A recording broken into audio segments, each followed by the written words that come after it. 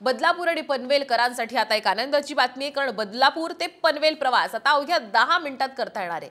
Vadodara JNPT महामार्गावर महाराष्ट्रातील सर्वात लांब बोगदा बनवण्यात आलेला आहे। बदलापूर ते पनवेल असा तब्बल 4.25 किलोमीटर लांबीचा हा बोगदा आहे।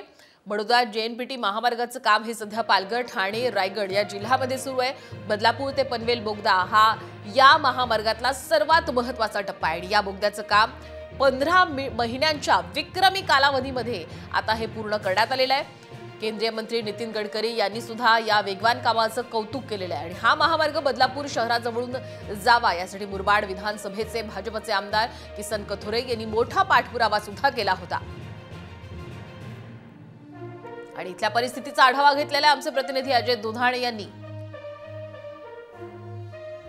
बदलापूरमध्ये आणि ज्या बदलापूरमध्ये बडोदा JNPT महामार्ग चाललाय आणि त्या JNPT मार्गावरती एक बोगदा उभारण्यात आलेला आहे। तो 4.5 किलोमीटरचा बोगदा आहे। आपण पाहू शकता जो बोगदा आहे, हा बोगद्याचं काम सुरू आहे। मात्र हा बोगदा 4.5 किलोमीटरचा बोगदा पूर्ण झालेला आहे आणि जो बोगदा पूर्ण झालेला आहे तो 15 महिन्यात पूर्ण करण्यात आलेला आहे। आपण या युद्ध पातळीवर या बोगद्याचं काम करण्यात आलं आणि 15 महिन्यात हा काम पूर्ण झालेलं आहे। पाहायला गेलं तर हा 4.5 किलोमीटरचा जो बोगदा आहे, हा बोगदा बदलापूर, अंबरनाथ, उल्हासनगर, कर्जत या लोकांना खूप फायद्याचं होणार आहे, कारण की 50 ते 60 किलोमीटरचं जे अंतर आहे ते कुठेतरी कमी होणार आहे।